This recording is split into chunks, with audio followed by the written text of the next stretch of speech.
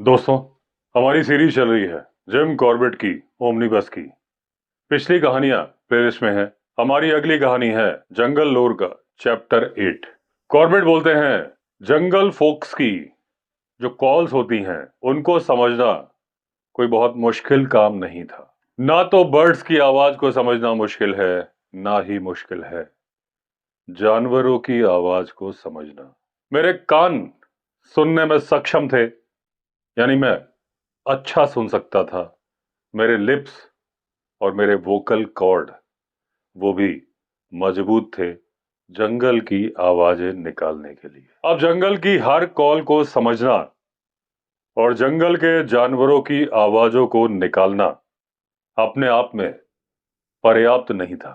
कुछ बर्ड्स हैं जिनका की काम है अपनी सुरमई आवाज से प्रकृति में मधुरता बिखेरना, लेकिन ये जो पक्षी हैं जो मधुरता भी बिखेरते हैं, चाहे वो पक्षी जो अलार्म कॉल करते हैं, इनमें से कोई भी पक्षी, कोई भी पशु यानी कि जानवर बिना बात के आवाज नहीं करता। उसकी आवाज का कोई कारण होता है, कोई पर्पस होता है। एक बार की बात है, मैं एक पेड़ पर बैठा हुआ था और नजदीक में ही ओपन ग्लेड थी, यानी खुली घास थी, और मैं देख रहा था चीतल यानी स्पॉटेड डियर के एक झुंड को। उस झुंड में करीब 15 जानवर थे। करीब बराबर ही स्टैग्स थे, यानी कि नर थे, बराबर ही मादाएं थीं, और शायद बराबर ही बच्चे। अब एक यंग चीतल जो कि आराम से सो रहा था उठा, खड़ा हुआ, जमीन को ठोकने लगा। वहीं पर एक पेड़ गिरा हुआ पड़ा था। अब ये एक तरह का गेम था जिसका मतलब था लीडर को फॉलो करो। अब 5 उस पेड़ को क्रॉस करने लगे, फिर बार बार क्रॉस करने लगे। ये उनका एक तरह का खेल था। अब जब बच्चे कूद कूद के बार बार यहां से वहां जाने लगे, फिर जो मादा जो कि आराम कर रही थी अपने पैरों पर खड़ी हुई, आस पास देखा, फिर उसने निकाली एक आवाज जो कि थी बच्चों को बुलाने की आवाज। उस आवाज का सुनना था कि वो छौने यंग चीतल जो यहां से वहां पेड़ को क्रॉस करने का गेम खेल रहे थे, वापस आ गए कि चलो बुलावा आया है, माता ने बुलाया है। लेकिन इन सारी घटनाओं का, इन आवाजों का बाकी के हिरण जो कि यंग थे, आराम से सो रहे थे, स्टैग थे यानी कि नर थे, उन पर कोई फर्क नहीं पड़ा। अब एक फुटपाथ था जो कि उस ग्लेड जहां पे ये डियर खेल रहे थे उससे ज्यादा दूर था नहीं, और उस फुटपाथ का इस्तेमाल करते थे लकड़हारे जो कि लकड़ी लेने के लिए जाते थे। इस रास्ते पर एक आदमी आ रहा था और उसके कंधे पर थी एक कुल्हाड़ी। अब मैं क्योंकि ऊंचाई पर बैठा था, एक पेड़ पर बैठा था, वहां से मुझे वो लकड़हारा काफी दूर से ही नजर आ गया। क्योंकि वो इलाका थोड़ा खुला हुआ था, वहां पर झाड़ियां कम ऊंची थी। अब जो आदमी 100 गज की दूरी पर था, जहां पर ग्लेड में वो डियर आराम फरमा रहे थे, तभी एक मादा हिरण ने उसे देख लिया। उसने कुछ वैसी ही आवाज निकाली जैसे कि अपने बच्चों को बुलाने के लिए निकाली थी, लेकिन इस बार पूरा का पूरा झुंड खड़ा हुआ और भाग के घने जंगल में चला गया। यानी जो पहली आवाज थी हमारे लिए सिमिलर आवाज थी, लेकिन उस झुंड को मालूम था कि ये मां सिर्फ अपने बच्चों को बुला रही है, और दूसरी आवाज में संदेशा था कि खतरा आ रहा है। अभी मेरे कान अनुभवहीन थे, तो दोनों ही कंडीशन में वो जो हिरण की आवाज थी, मादा हिरण की आवाज, मुझे एक जैसी लगी थी।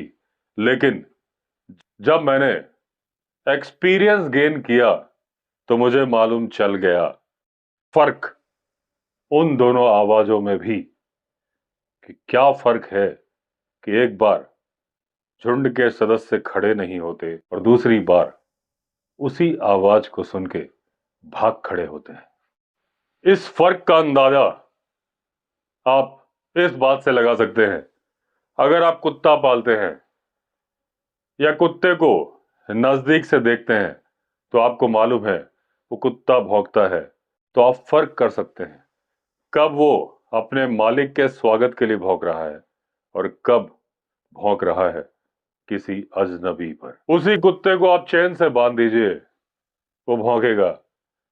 लेकिन अगर आप अनुभवी हैं तो आप उसके भौंकने के अंदाज से फर्क कर सकते हैं, बता सकते हैं कि ये किस लिए भौंक रहा है। जब मैंने पर्याप्त एक्सपीरियंस गेन कर लिया जंगल फोक्स के बारे में, यानी जंगल के जानवरों के बारे में, उनकी आवाजों के बारे में, तो जंगल अब मुझे और ज्यादा प्यारा लगने लगा था। न सिर्फ जंगल मुझे प्यारा लग रहा था, वहां के पक्षी, वहां के जानवर भी प्यारे लग रहे थे, क्योंकि अब मैं उनकी आवाजें समझ सकता था और उनका मतलब समझ सकता था। लेकिन सबसे जरूरी बात यह होती है कि जब आप कोई आवाज सुने तो आपको उसके ओरिजिन, उस जगह के बारे में मालूम चलना चाहिए कि वो आवाज आ कहां से रही है। वो जो जानवर जो दिन और रात खतरे में रहते हैं, हर एक आवाज को पहचानते हैं और उसकी जगह को पहचानते हैं जहां से वो आवाज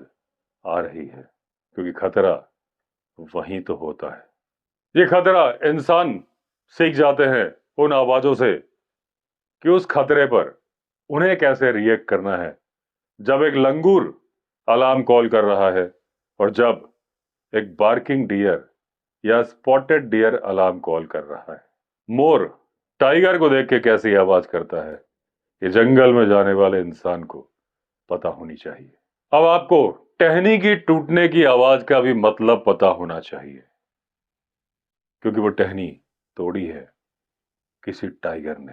हल्की सी गुर्राने की आवाज या किसी चिड़िया की वार्निंग कॉल, आपको पता नहीं चल रहा कि जानवर कहां है, लेकिन आपका ध्यान पूरी तरह से केंद्रित होना चाहिए, क्योंकि अब जरूरत है इमीडिएट एक्शन की।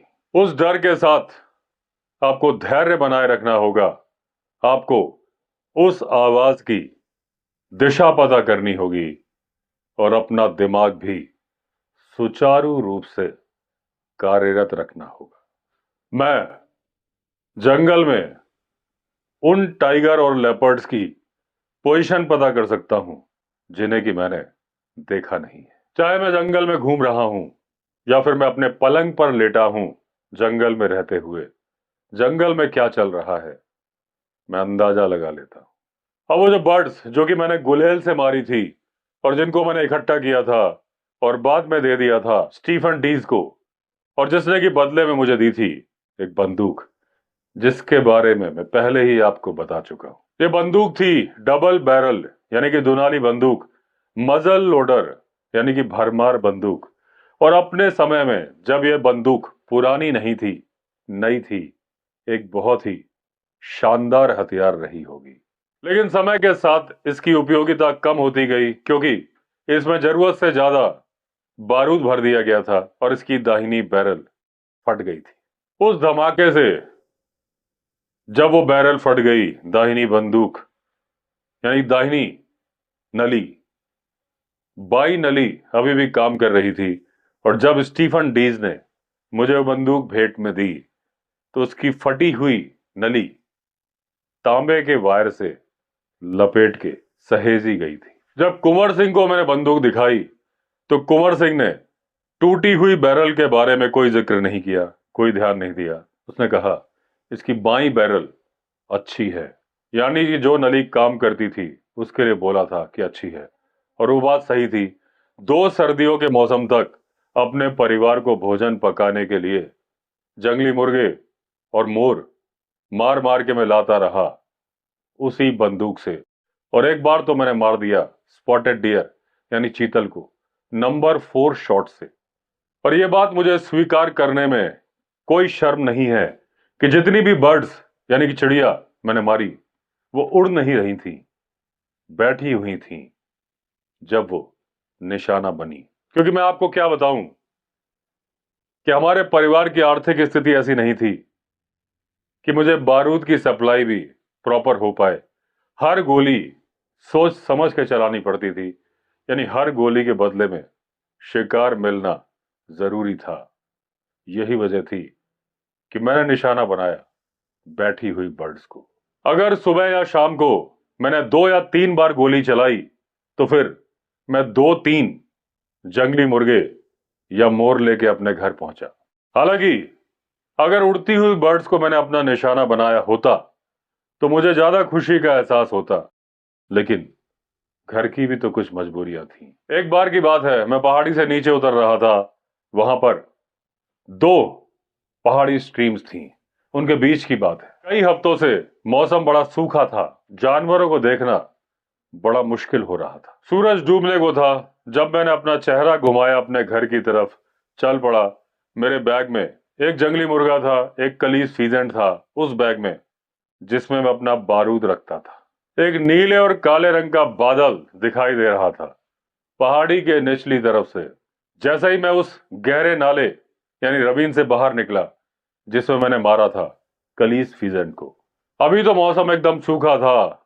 अब ये क्या लग रहा है, इतनी तेज बारिश आएगी कि ओले भी पड़ेंगे। अब जो पहाड़ी जंगल होता है वहां ओले जब पड़ते हैं उससे ना सिर्फ डरते हैं जंगली जानवर बल्कि डरते हैं इंसान भी, क्योंकि जब ये ओलावृष्टि होती है कई बार इंसान के बच्चे ही मर जाते हैं, कई बार मर जाते हैं और अक्सर मर जाते हैं जानवर भी। मैंने कभी भी किसी जंगली जानवर को ओलावृष्टि से मरते हुए नहीं देखा, लेकिन पक्षियों को मरते हुए मैंने बहुत देखा। अब मुझे कई मील चल के जाना था अपने घर तक, लेकिन अगर मैं शॉर्टकट मारता, रास्ते को छोड़ के छोटे रास्ते पकड़ता, तब फिर मैं जल्दी पहुंच सकता था। अब जिस तरफ मैं बढ़ रहा था वहीं पर वो नीले काले रंग का बादल था और चमक रही थी बिजली, गरज रहे थे बादल। सारे पक्षी, सारे जानवर शांत थे। केवल जो मुझे आवाजें आ रही थी एक पेड़ से दूसरे पेड़ के टकराने की, एक डाल से दूसरी डाल के रगड़ खाने की। अंधेरा छा रहा था और दिखाई देना कम होता जा रहा था। हवा की आवाज बता रही थी कि पीछे से ओले भी आने वाले। मैं घने जंगल के बीचों बीच था, तब तक वो जो तेज हवा आ रही थी उसने अपनी टक्कर मारी उसी जंगल में। अब वो जैसे ही हवा आई, सूखी पत्तियां इतनी तेजी से उड़ने लगी कि लगने लगा कि तूफान आ रहा है या कहीं से पानी का जलजला आ रहा है। तभी मुझे एक चीख की आवाज सुनाई दी। ये चीख की आवाज वैसी ही थी जैसी की चीख की आवाज थी डेंशे की, बंशी की, यानी बंशी चुड़ैल। वो हल्की चीख तेजी से खतरनाक चीख में बदल गई।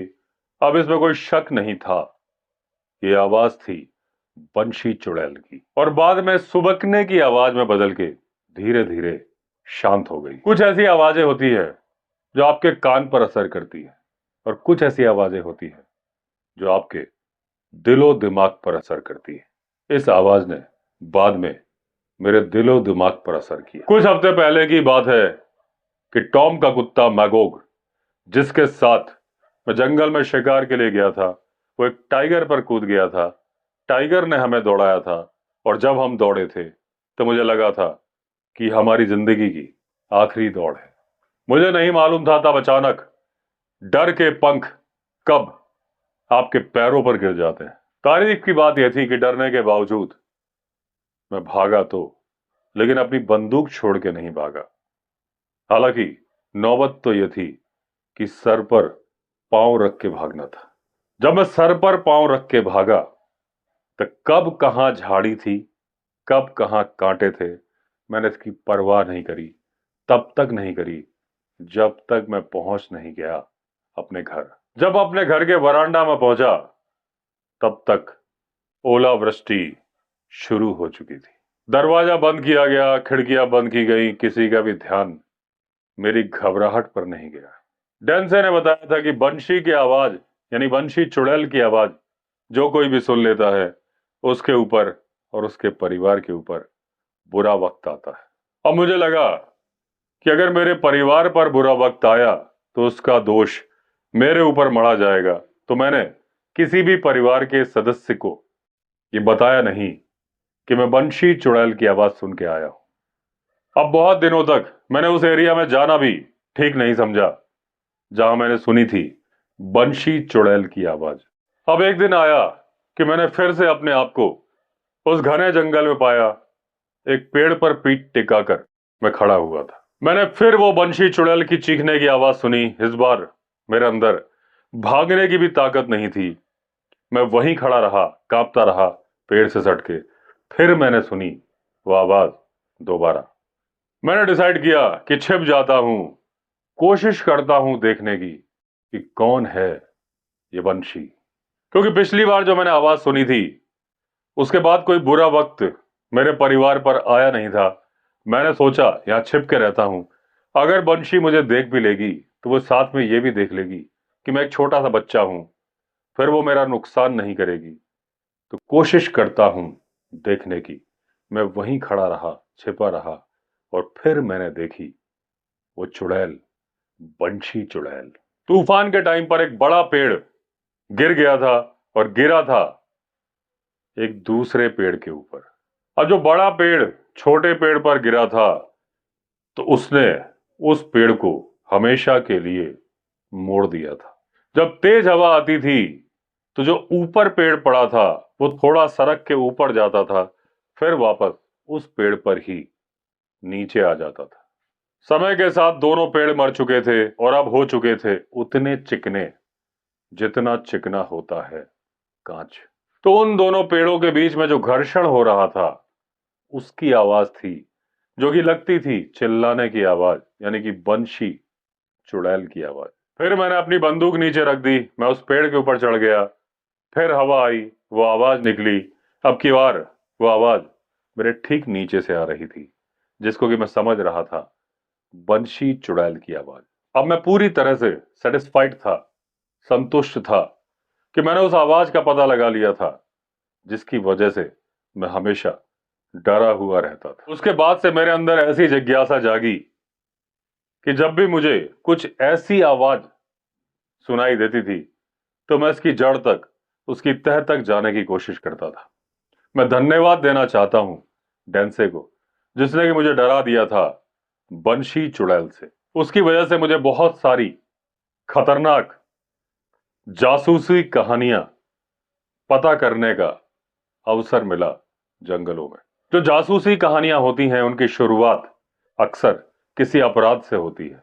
उसके बाद एक एक करके घटनाक्रम बढ़ता जाता है और जो उसका पाठक है वो उस घटनाक्रम से जुड़ा रहता है, तब तक जुड़ा रहता है जब तक वो अपराधी पकड़ नहीं लिया जाता और दंडित नहीं कर दिया जाता। लेकिन जो मेरी जंगल की कहानियां हैं वो हमेशा अपराध से शुरू नहीं होती, और जब जानवर को या अपराधी को पनिश कर दिया जाता है वहां पर खत्म नहीं होती। मैं आपको अपनी मेमोरी की लाइब्रेरी से 2 या 3 कहानियां सुनाना चाहता हूं। तो दोस्तों आगे की कहानी सुनेंगे अगले एपिसोड में। अगर आपने चैनल सब्सक्राइब नहीं किया है तो चैनल सब्सक्राइब कर दीजिए। चलिए फिर मिलते हैं, तब तक के लिए all the best. Vande Mataram.